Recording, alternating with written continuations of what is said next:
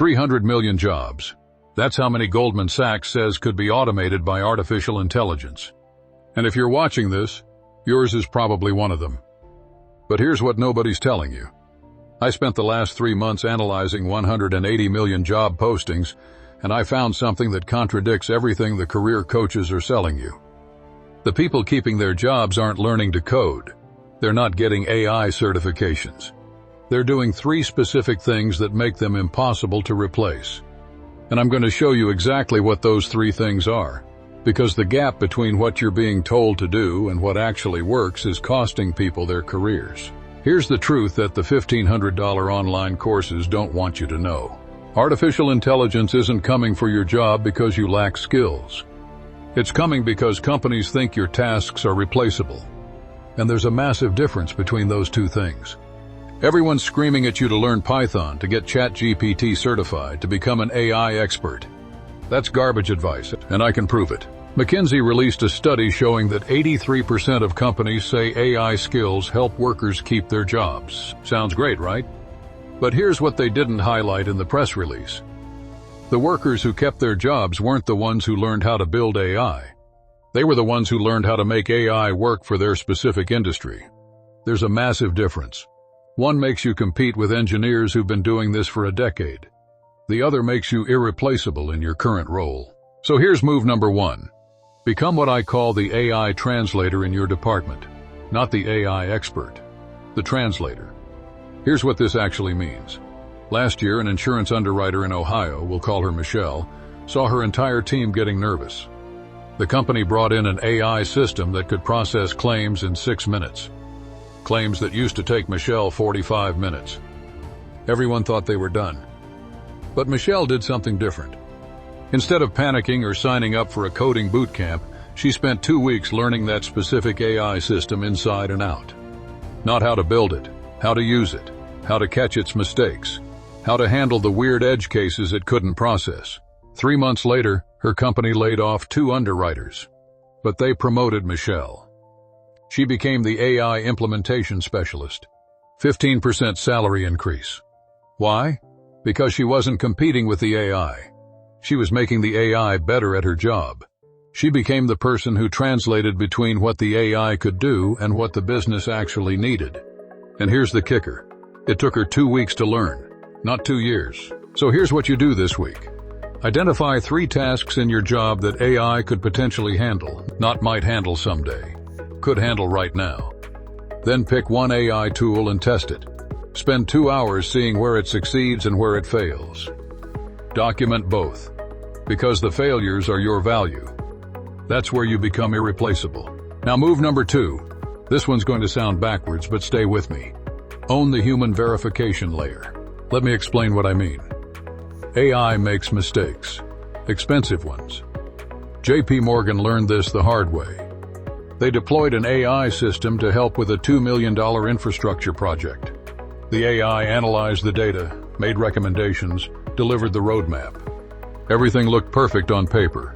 The project failed, cost them the full $2 million. Want to know why? The AI didn't know that the client hated a specific vendor because of a dispute 3 years ago. It didn't know that the timeline conflicted with the client's fiscal year planning. It didn't know that the stakeholder they were supposed to impress had just been passed over for a promotion and was looking for reasons to say no. Context. That's what AI doesn't have. And that's your second move. A marketing manager in Seattle, let's call him David, watched his company start using AI to write email campaigns. His first instinct was to panic. His second instinct was brilliant. He positioned himself as the AI output validator. Every email the AI wrote went through David. Not to proofread, to context check. Does this align with our brand voice? Does this reference the product launch that got delayed? Does this account for the fact that our biggest client is going through a merger and probably isn't thinking about our services right now? Within 6 months, the company laid off 3 marketing coordinators. David kept his job. Actually, he absorbed their salary budget. Why? Because he wasn't doing what AI could do. He was doing what AI can't do. He was applying context that doesn't exist in any dataset. Here's your action step. For the next week, every time you use AI for anything at work, document the errors. the weird outputs, the suggestions that would have been disasters if you'd implemented them. Build a file, because that file is your proof of value. You're not just doing the work, you're preventing expensive mistakes that AI can't see coming.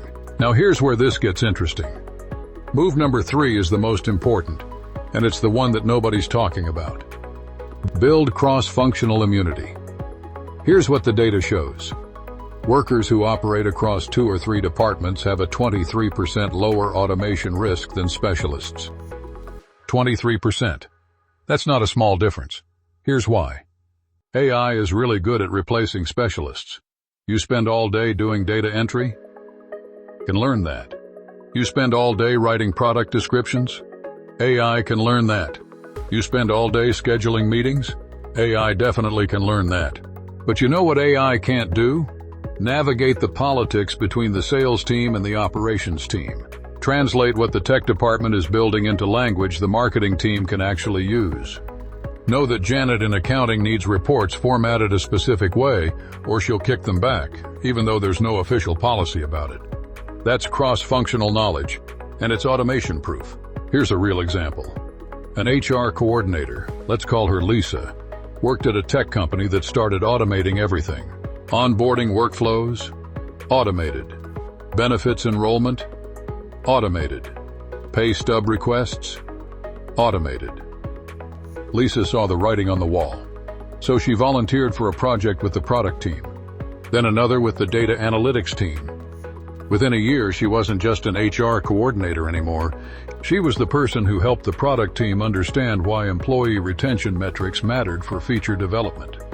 She was the person who helped the data team understand why their reports needed to account for seasonal hiring patterns. She was the person who helped the executive team understand why the employee engagement scores were dropping even though productivity was up. When the company went through restructuring, they eliminated 4 HR positions. Lisa got a promotion because she wasn't just doing HR tasks. She was connecting dots that AI doesn't even know exist. And here's the beautiful part. She didn't need a new degree. She didn't need certifications. She just needed to make herself useful to more than one department. Your move for this month. Volunteer for one project outside your core department. 1. It doesn't have to be big. It doesn't have to be glamorous. It just has to make you visible and valuable to people who don't directly manage you.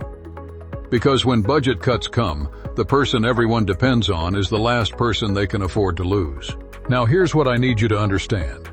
The reason nobody's telling you these 3 things is simple. Career coaches make money selling courses. AI will replace you unless you pay for my certification program. Companies make money keeping you anxious. Work harder, upskill faster, stay productive, or we'll find someone who will. But the data tells a different story. The people keeping their jobs aren't the ones with the most skills. They're the ones with the most strategic value. And strategic value comes from 3 things. Being the bridge between AI capability and business reality. Being the context provider that prevents expensive mistakes. And being the cross-functional connector that nobody can afford to lose. So here's what you're going to do. This week, pick one AI tool in your industry and test it for 2 hours. Document where it fails. Next week, position yourself as the person who catches those failures before they cost money. And this month, volunteer for one cross-functional project. 3 moves. That's it.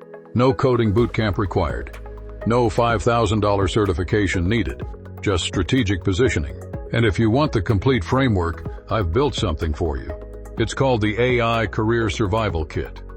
It includes the specific AI tools for 12 different industries, the exact scripts to pitch yourself as an AI translator to your boss, and the cross-functional project ideas that actually get you noticed. Links in the description. But whether you grab that or not, here's what you need to remember. AI will not replace you. Someone using AI will. The only question is, which one are you going to be? If this helped you see your career differently, do me a favor. Hit subscribe. I put out one video every week exposing the gap between AI hype and workplace reality. Because the best career advice isn't the advice that sounds good. It's the advice that actually works.